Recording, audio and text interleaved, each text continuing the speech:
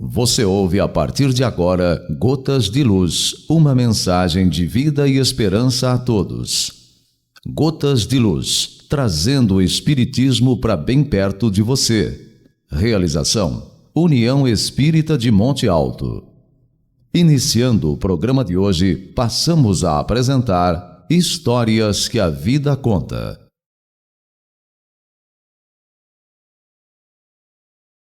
Existem pessoas que reclamam de forma constante, queixando-se de não terem tido oportunidades na vida. Observam o sucesso de outros e afirmam que não conseguiram conquistar melhor espaço social ou profissional, por não terem se apresentado chances em sua jornada. Entretanto, o que por vezes ocorre é que a pessoa não se dá conta de que preciosas ensanchas lhe sorriem. Para aqueles que sabem ver, todo momento é propício ao progresso. Lemos o caso de um médico brasileiro que até seus 18 anos não sabia ler nem escrever. Com essa idade, foi acometido de uma tuberculose e necessitou ser internado em hospital na capital do estado onde nasceu. Foram 3 anos de luta contra a doença. O que poderia ter sido levado à conta de drama pessoal foi seu momento especial. Com enfermeiros e pacientes, o simples José aprendeu a ler e escrever. Das trevas do analfabetismo para a luz das letras, o universo do saber. Saindo do hospital, cursou o 1º grau, trabalhando pela manhã e frequentando a escola à tarde. Dos confins do Nordeste emigrou para o Rio de Janeiro. Foram 9 dias na carroceria de um caminhão. Batalhou e conseguiu um emprego. Estudava e trabalhava. A janela que lhe fora escancarada, com a descoberta da escrita e da leitura, não poderia ele deixar-se cerrar-se. Cursou o 2º grau e, sozinho, se preparou para o vestibular de medicina. Foi aprovado e aos 30 anos ingressou na faculdade. A escola exigia muito. A profissão também. Depois foi o período de residência e a especialização em radiologia. Anos árduos. Hoje, 60º, ele olha para os anos vividos, as conquistas perpetradas e se felicita. A curiosidade, o desejo de saber sempre o acompanharam. Foram eles que o motivaram à busca do conhecimento. O nordestino que cresceu trabalhando na lavoura, filho de uma família de 19 irmãos, nada tinha que indicasse que seu futuro pudesse ser diverso do de tantos outros meninos e meninas sem recursos. Contudo, ele soube aproveitar a oportunidade mínima que lhe foi ofertada. Somou determinação, obstinação, a sua férrea vontade e venceu. Não esquecendo suas origens, auxiliou 11 dos seus irmãos a estudarem e melhorarem suas condições de vida. Mais do que isto, foi trabalhar no interior, onde as necessidades são maiores e menor o número de profissionais. Para lá foi, vencedor, a fim de auxiliar os que vivem no hoje as muitas dificuldades que ele viveu nos verdes anos da mocidade. Na sua vitória, não esqueceu a gratidão ao Senhor da vida que se expressa no amor ao semelhante. Você sabia que situações adversas, por vezes, são solicitadas pelo próprio Espírito ao reencarnar, com o intuito de melhor testar a sua coragem? E que o fato de se nascer pobre, em lugar obscuro, de família destituída de nome ilustre, não implica necessariamente em fracasso, obscurantismo, anonimato? Abraham Lincoln, que foi um dos grandes presidentes dos Estados Unidos, era filho de um lenhador e lenhador foi até sua juventude.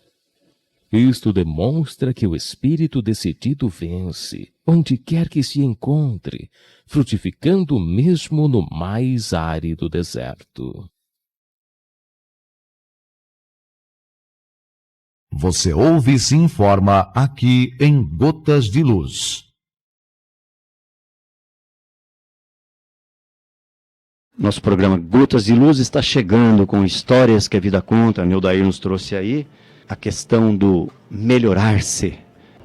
Tadeu, você traz para nós hoje aqui essa reflexão sobre o melhorar-se. Ao longo das leituras de obras básicas de Allan Kardec, nós verificamos seguidamente a utilização do termo melhorar, melhorar, melhorar. Esta ideia está presente em toda a codificação espírita, não dá para negar isto. Qual seria o objetivo de nós procurarmos nos melhorarmos? Melhorar-se é ser mais capaz, mais útil, mais integrado ao universo, mais consciente, mais feliz. Melhorando a nós mesmos, melhoramos a realidade à nossa volta. Melhorando, nos tornamos pessoas mais felizes, logo, mais agradáveis. O melhoramento abre-nos portas infinitas, rumo ao encontro com a divindade. Quanto mais melhoramos, mais condições temos de entender a vida e aproveitá-la devidamente. Melhoramento é um processo, Pinheiro. Cada dia podemos ser melhores. O treinamento possibilita isso, bem como as experiências de forma geral. E como podemos saber se estamos melhores, se estamos melhorando? Para termos uma ideia de melhoramento, basta pensar em algo que tenhamos constatado estar melhor.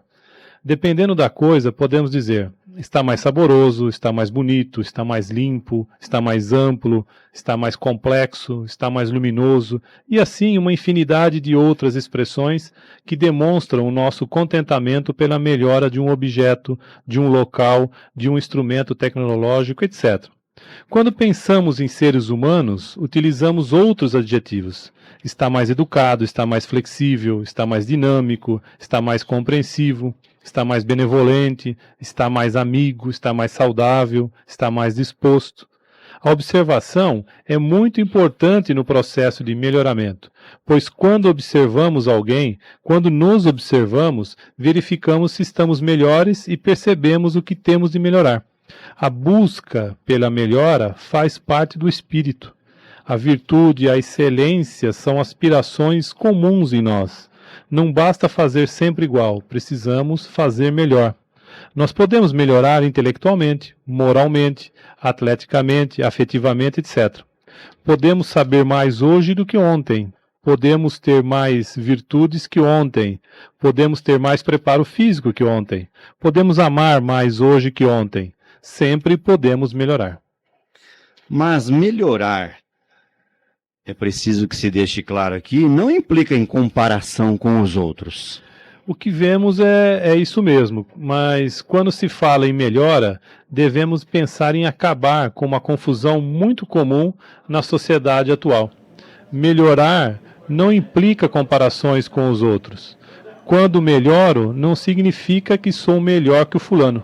Significa que hoje sou melhor do que fui ontem. Claro que há um mundo competitivo. A ideia de melhoramento acaba por nos levar a fazer comparações com os outros. No entanto, quando pensamos em um melhoramento que nos traga felicidade real, a comparação é nociva, pois nos incentiva o inchaço do ego. Eu não preciso comparar uma árvore a outra dizendo, esta é mais alta, logo é a melhor. São duas árvores diferentes. Cada uma delas estará maior do que estava em anos anteriores. Elas não estão disputando. Estão apenas crescendo, florindo, frutescendo. Ser melhor é estar melhor do que ontem, não ser superior ao outro. Nem sempre ser superior ao outro traz satisfação também.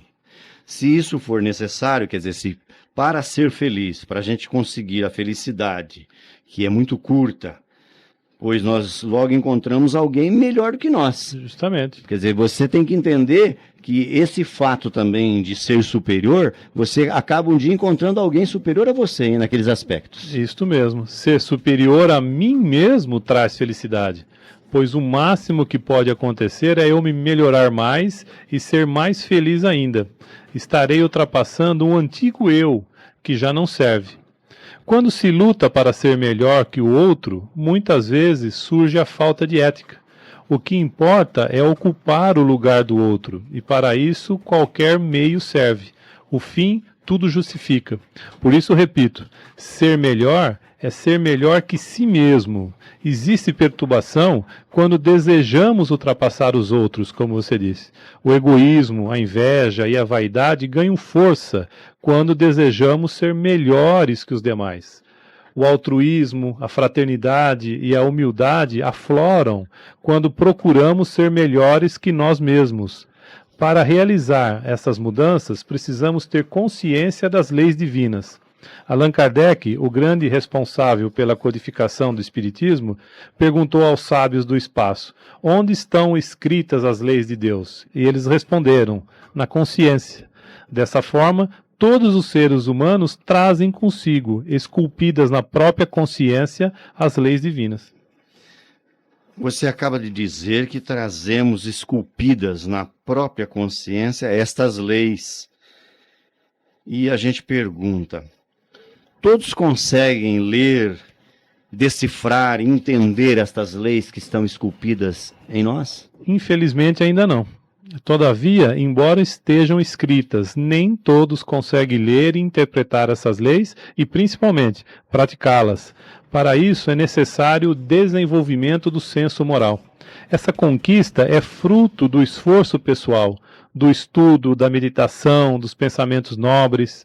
O despertar da consciência é efeito natural do processo evolutivo, e essa conquista permitirá ao ser avaliar fatores profundos como o bem e o mal, o certo e o errado, o dever e a irresponsabilidade, a honra e a desonra, o nobre e o vulgar, o lícito e o irregular, a liberdade e a libertinagem.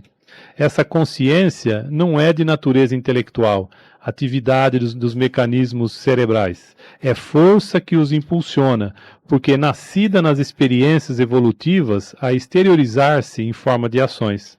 Encontramo-la em pessoas incultas intelectualmente e ausente em outras, portadoras de conhecimentos acadêmicos. Tadeu, se possível, você daria um exemplo disso que você acaba de dizer para a gente? Posso sim. Especialistas em problemas respiratórios, por exemplo, que conhecem os danos provocados pelo tabagismo, quer dizer, a utilização do cigarro, pelo alcoolismo e por outras drogas, e que apesar disso usam eles próprios qualquer um desses flagelos, demonstram que ainda não desenvolveram a consciência plena. Os seus dados culturais são frágeis de tal forma que não dispõem de valor para manter uma conduta saudável. Por outro lado, há indivíduos que não têm conhecimento intelectual, mas possuem lucidez para agir diante dos desafios da existência, elegendo um comportamento não agressivo e digno, mesmo que à custa de sacrifícios. A consciência, Pinheiro, ela pode ser treinada mediante o exercício dos valores morais elevados, que objetivam o bem do próximo e, por consequência, o próprio bem. Você ouve e se informa aqui em Gotas de Luz. Nosso programa Gotas de Luz, hoje com esta reflexão no sentido de que nós devemos nos melhorarmos, e quem está nos trazendo hoje essa reflexão, nosso companheiro Tadeu Veronese Nunes, e a gente prossegue então com o tema de hoje. Tadeu, você disse na questão anterior que a consciência pode ser treinada. E aí vem a pergunta que não pode deixar de ser feita nesse instante. Como seria esse treinamento? Caso deseje iluminar sua consciência, eis algumas breves regras que vão ajudar você a alcançar esse propósito. Administre os seus conflitos. O conflito psicológico é inerente à natureza humana, portanto, todos o sofrem. Evite eleger homens modelo para seguir. Eles também são falíveis e às vezes se comprometem, o que de maneira alguma deve constituir desestímulo. Permita-se maior dose de confiança nos seus valores, esforçando-se para melhorar sempre e sem desânimo.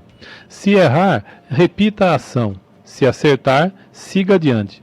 Não fuja ao enfrentamento de problemas usando desculpas falsas, comprometedoras, que o surpreenderão mais tarde com dependências infelizes.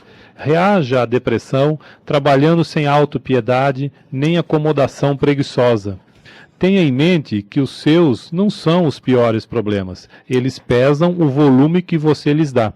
Liberte-se da queixa pessimista e medite mais nas fórmulas para perseverar e produzir. Nunca ceda espaço à hora vazia, que se preenche de tédio, mal-estar ou perturbação. Lembre-se que você é humano e o processo de conscientização é lento. Você irá adquirir segurança e lucidez através da ação contínua e firme. A existência terrena é toda uma oportunidade para enriquecimento contínuo. Cada instante é ensejo de nova ação propiciadora de crescimento, de conhecimento, de conquista. Saber utilizá-la é desafio para a criatura que aspira, que busca novas realizações. Aí você está falando sobre a consciência individual, a nossa consciência.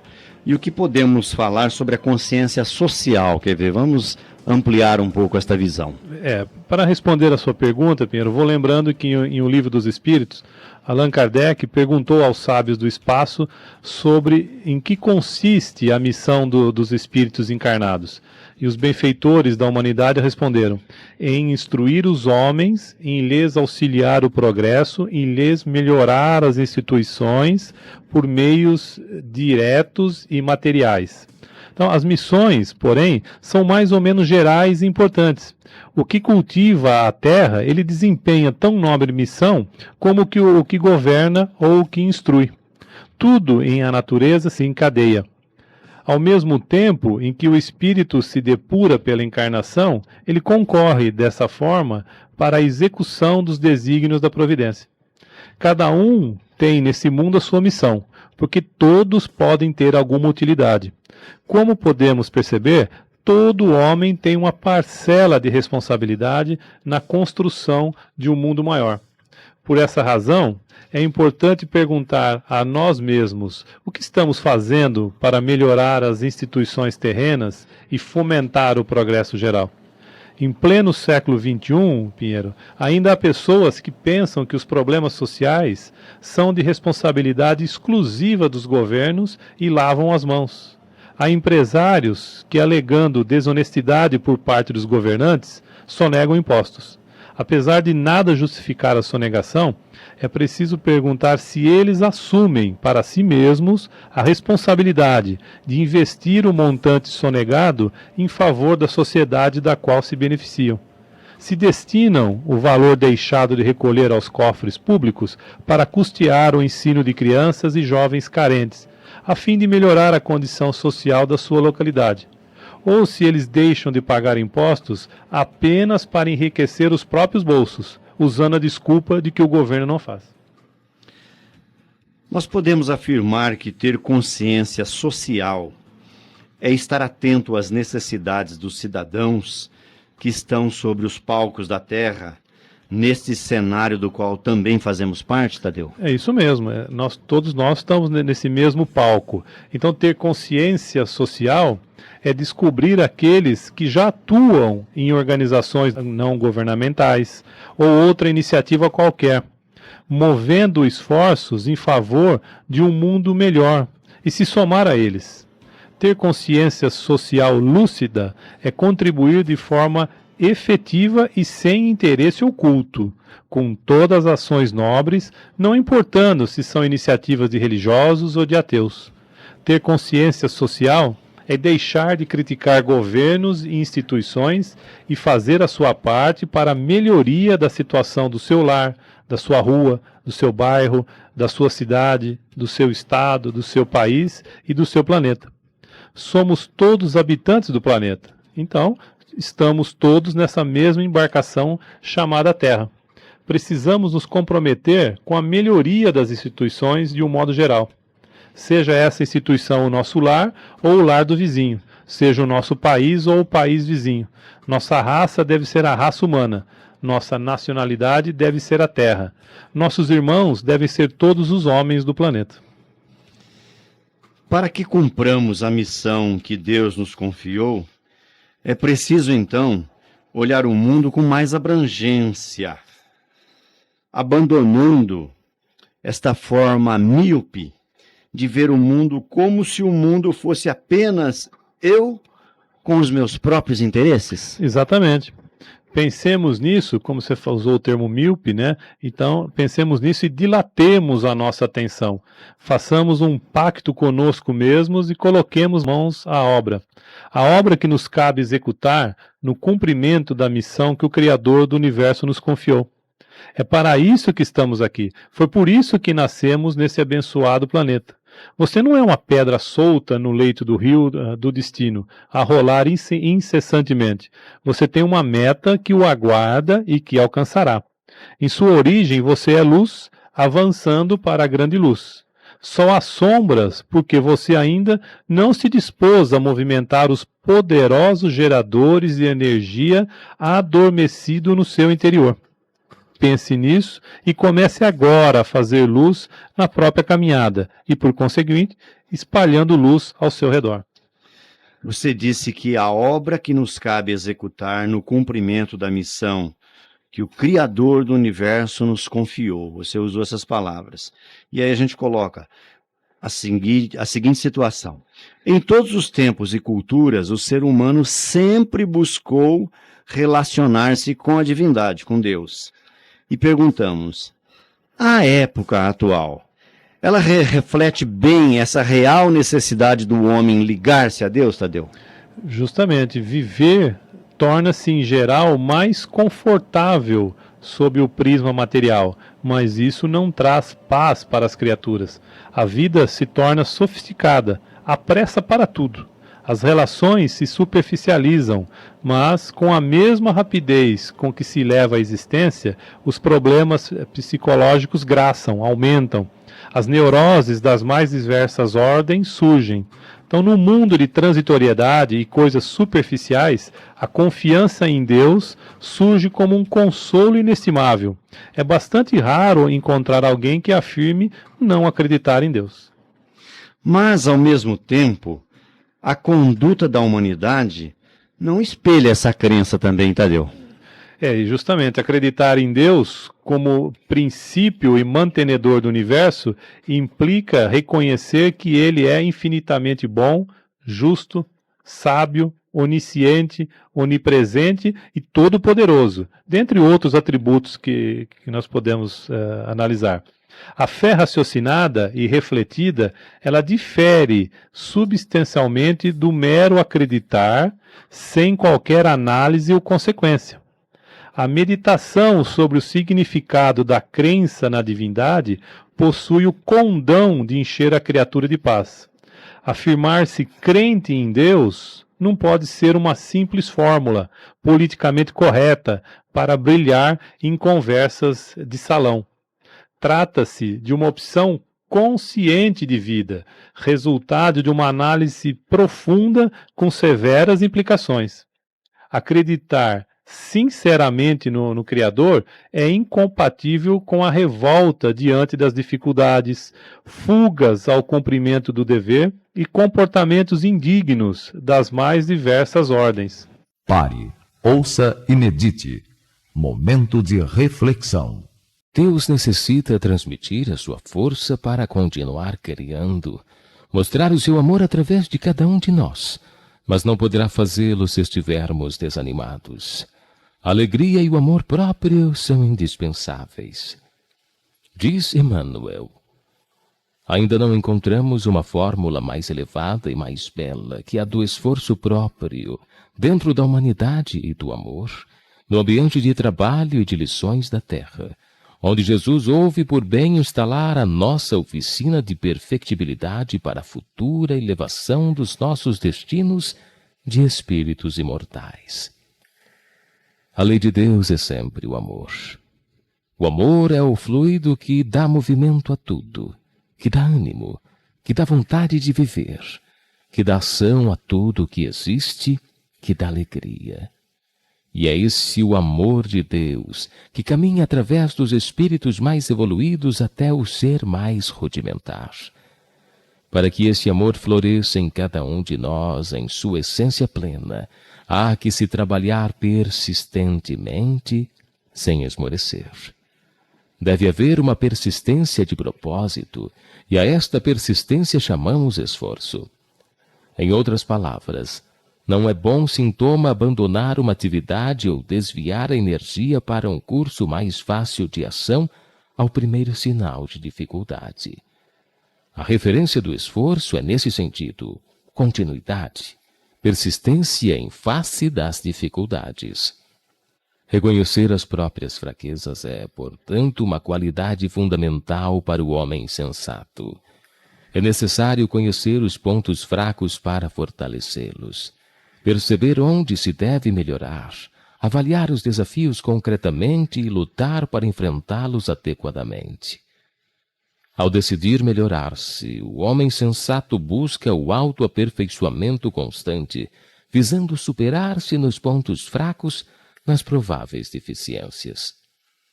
A aquisição de qualidades nobres é a glória infalível do esforço.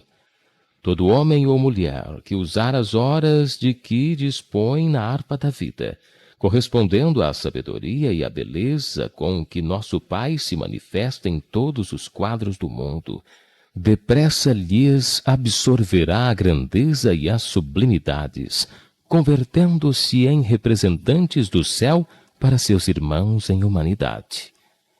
Quando a criatura, porém, somente trabalha na cota de tempo que lhe é paga pelas mordomias da terra, sem qualquer aproveitamento das largas concessões de horas que a divina bondade lhe concede no corpo, nada mais receberá, além da remuneração transitória do mundo. Passe a acreditar em você, em suas potencialidades, em sua energia para realizar o melhor, porém, sempre respeitando aos seus semelhantes e a si próprio. No mundo, aqueles que não temem os desafios e os enfrentam, acabam por vencer. Ânimo e trabalho. Harmonize corpo e alma. Predisponha-se à construção do melhor. Você ouve e se informa aqui em Gotas de Luz. O seu momento de reflexão está no ar e nós estamos hoje trazendo este tema, melhorar-se. Quem está falando conosco é o companheiro Tadeu Veronese Nunes, a quem a gente faz mais uma pergunta.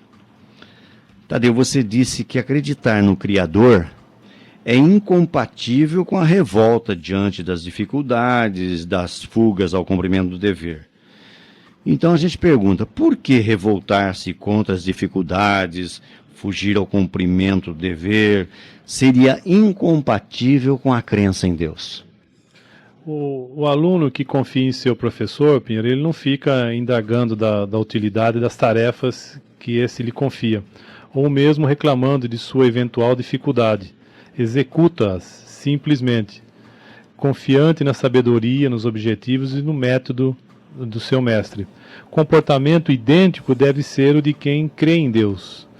As ocorrências da vida se sucedem na conformidade das necessidades de experiência e evolução da criatura. A existência na Terra é uma abençoada escola, não uma estação de lazer.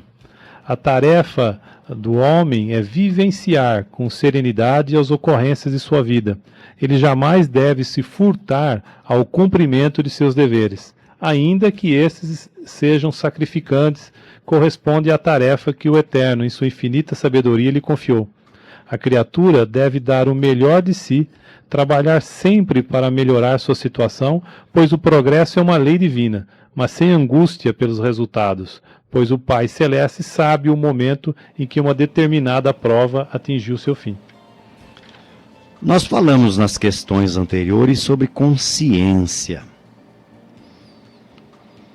Que tal fazermos um exame de consciência para avaliar o nosso dia? Seria este o caminho para que a gente pudesse ver onde estamos errando? Isso mesmo. Faça para você mesmo as seguintes perguntas. Será que cumpri nesse dia com todos os meus deveres? Pense, deveres profissionais, sociais e familiares. Durante o dia, não terei dado motivo para alguém se queixar de mim? Fui bom colega de trabalho, profissional correto, cidadão honrado, pai compreensivo, esposo amável? Terei feito alguma coisa que, se fosse feita por outra pessoa, eu censuraria? Pratiquei alguma ação que tenho vergonha de confessar a quem quer que seja? Finalmente, se Deus me chamasse agora, estaria preparado para adentrar o mundo espiritual?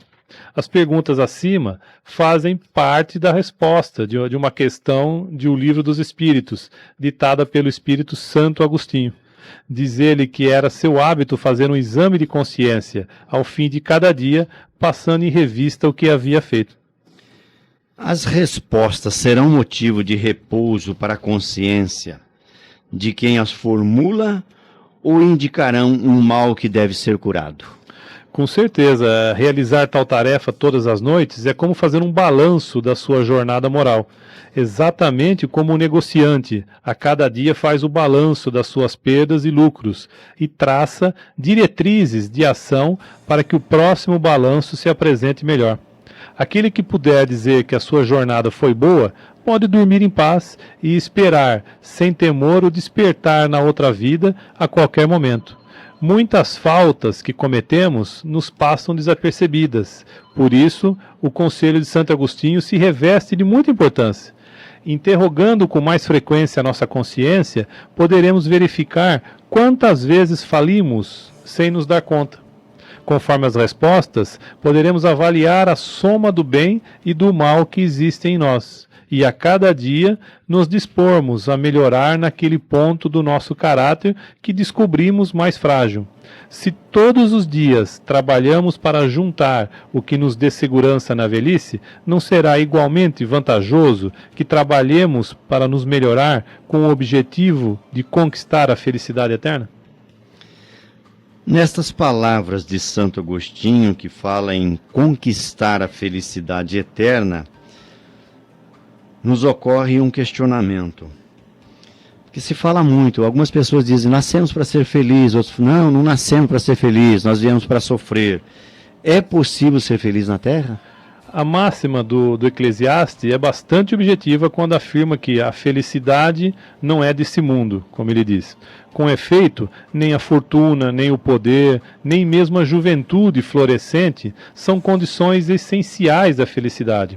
E ainda mais, podemos afirmar que nem mesmo a reunião dessas três condições tão desejadas conseguem trazer ao homem o verdadeiro sentimento de ser feliz. Assim, a felicidade absoluta, constante, plena, aguarda-nos no futuro, como consequência natural de todo o nosso esforço em ultrapassar todas as fases do desenvolvimento. Mas que isso não nos traga desânimo. É possível, sim, melhorar as condições de nossas vidas. É possível multiplicar os momentos de alegria que temos. É possível sermos mais felizes do que já somos. Para isso, estão em nossas mãos os ensinamentos do Cristo, com suas consolações e esperanças. Para isto, estão conosco as lições inesquecíveis do Mestre, mostrando-nos que o amor ao próximo nos faz mais felizes, mais completos. A felicidade plena realmente não é deste mundo, a felicidade plena, mas o entendimento dentro de nossas famílias é possível. O perdão a alguém que nos prejudicou é suave alívio. Amar profundamente um pai, uma mãe, um filho, já se faz real em nossos dias. Ame, pois o sentimento de amar alguém irriga nossos campos íntimos com a felicidade. Viva o bem, já que a consciência tranquila, a consciência em paz, será a grande responsável pela conquista da felicidade futura. Sobre a felicidade que podemos alcançar na Terra, os espíritos superiores nos dizem que na vida material, ser feliz é ter a posse do necessário e que na vida espiritual, a felicidade está na consciência tranquila e fé no futuro. E é esta fé que nos faz ver os objetivos distantes como alcançáveis. É esta fé que remove montanhas, mostrando-nos que atrás delas espera-nos o sol do nascer de uma felicidade sem fim. Poderíamos dizer que para uma boa convivência que nos leva a nos melhorarmos, a ter amigos, os detalhes são importantes? Olha, Pinheiro, quem não dá importância aos detalhes não terá êxito nas grandes coisas, pois as coisas grandiosas são compostas pelas pequeninas. Pensando assim, chegaremos à conclusão de que detalhes não existem de fato. O que nos parece um detalhe é a parte mais importante e a que realmente faz a diferença. É inegável que a vida se torna mais leve quando somos tratados com pequenos gestos de gentileza, cortesia e atenção. Ainda que possam nos parecer insignificantes, As ações benevolentes provocam um efeito semelhante ao que ocorre quando jogamos uma pedra no lago. O que acontece? Pequenas ondulações surgem e vão se espalhando pela superfície desse lago. Assim também, os pequenos gestos de bondade provocam ondulações no caráter de quem os recebe. Essas atitudes têm um grande poder de transformação, pois quem as experimenta se deixa penetrar pelas vibrações agradáveis e tende a repeti-las com as outras pessoas. Por isso, se você se importa mesmo com o bem geral, comece por promover a sua melhoria íntima, nos mínimos detalhes. Comece a observar suas ações no dia a dia e se questione sempre: esta minha atitude está contribuindo para que eu me transforme no tipo de pessoa que desejo ser? Minha maneira de agir com as pessoas que cruzam meu caminho está contribuindo para o bem-estar geral? Um único minuto de atenção que damos a alguém pode significar muito para o bem geral. Da mesma forma, uma palavra áspera, a indiferença diante da dor de alguém e a falta de atenção podem gerar dissabor em grande escala. Por todas essas razões que você acaba de citar, poderíamos afirmar que, se alguém deseja construir um mundo melhor, comece a prestar atenção nos detalhes? Realmente. Olhe para dentro de cada coração e descubra ali os valores existentes e use-os para gerar harmonia e bem-estar. O indivíduo que se sente feliz e valorizado será certamente mais um aliado seu para melhorar o mundo. Um aliado que irá, tanto quanto você, vislumbrar o imenso horizonte a ser conquistado, a ser cultivado com as flores de amizade, do respeito e da bondade. Quando prestamos atenção nos detalhes e aproveitamos cada oportunidade para fazer o bem, estamos construindo o bem comum. Agindo assim, chegaremos à essência da vida, e a essência da vida é o amor. Não um amor geral, destituído de significado, mas um amor ativo, criativo e atencioso nos mínimos detalhes. Todas as pessoas que fizeram e fazem a diferença no mundo cuidaram dos detalhes. Um olhar de ternura, uma resposta gentil, um pequeno favor, atenção aos que são desprezados pela maioria, são qualidades das pessoas de bem. Assim, se desejamos realmente fazer o bem, devemos fazer nos mínimos detalhes. Detalhe final, gostaria que você concluísse este raciocínio do melhorar-se, da consciência e dos detalhes para que isso aconteça. Olha, Pinheiro, para sermos felizes, para melhorarmos, nós precisamos de amigos. E muitos reclamam que não conseguem fazer amigos. O escritor H. Jackson Brown Jr., ele é autor do livro Pequeno Manual de Instruções para a Vida. Ele relaciona nessa obra, nesse pequeno manual de instruções para a vida, sugestões de como dar e receber amizade. E seus conselhos são no seguinte sentido. Olha como são simples. Olhe as pessoas nos olhos. Diga sempre muito obrigado. Diga sempre por favor. Seja o primeiro a dizer olá. Devolva tudo o que pegar emprestado. Sorria muito. Não custa nada e não tem preço. Lembre-se do aniversário dos outros. Quando alguém contar alguma coisa importante que lhe aconteceu, não tente superá-lo com uma de suas histórias. Os outros também têm o direito de aparecer. Jamais prive uma pessoa de esperança. Pode ser que ela só tenha isso. Elogie em público. Critique em particular.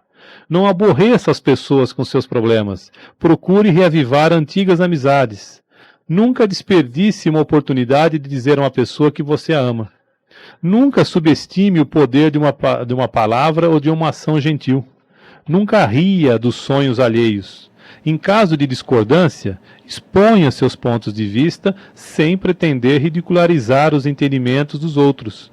Quando alguém lhe fizer uma pergunta a qual você não gostaria de responder, sorria e pergunte: por que quer saber? Não deixe que uma pequena desavença prejudique uma grande amizade. Dê às pessoas mais do que elas esperam e faça-o alegremente.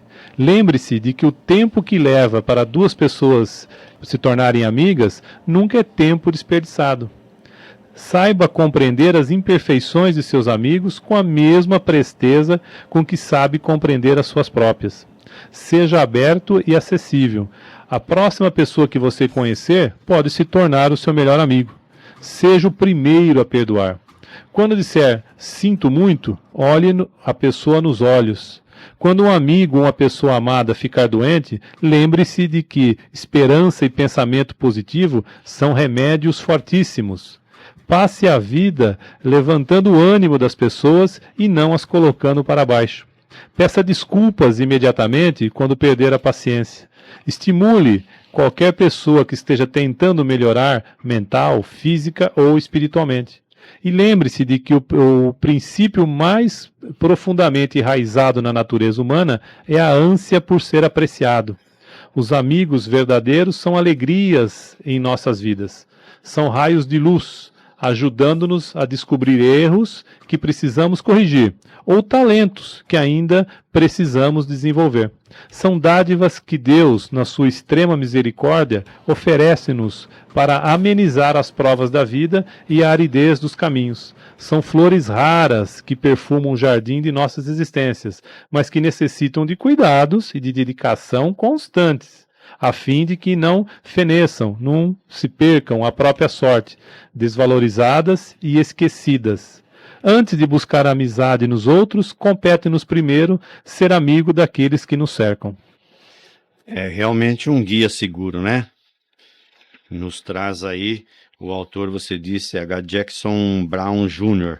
O livro é Pequeno Manual de Instruções para a Vida. Fica aí, então, uma receita para que nós possamos saber como valorizar amizades. Tadeu, quais as obras consultadas para a confecção do programa de hoje? De Allan Kardec, o livro dos médiuns. De Allan Kardec também o livro dos espíritos. Momentos de Consciência, de Divaldo Pereira Franco. A psicografia do Divaldo Pereira Franco, de Joana de Ângeles. E textos do Momento Espírita, lá da Federação Espírita do Paraná, com os títulos Aquisição da Consciência, Consciência Social, Entregar-se a Deus, Exame de Consciência, A Felicidade na Terra e Perante os Amigos. Encerrando o programa de hoje, ouça agora a mensagem final. Você pode ser cada vez melhor. Para conseguir uma forte convicção de que pode dirigir a vida com real proveito, ter êxitos amplos e ser feliz em profundidade, comece já com vigor, a tudo ver com esperança e bons olhos. Diga o quanto for necessário, que está com vastas condições de progresso, que não vê perigos pela frente, que o mundo lhe é grande amigo e que pode impor a si mesmo um ritmo de alegria e paz. Não se canse de trabalhar para ser melhor. Ao adquirir a crença de que pode ser melhor, você já está sendo melhor. Tenham todos muita paz e até o próximo Gotas de Luz.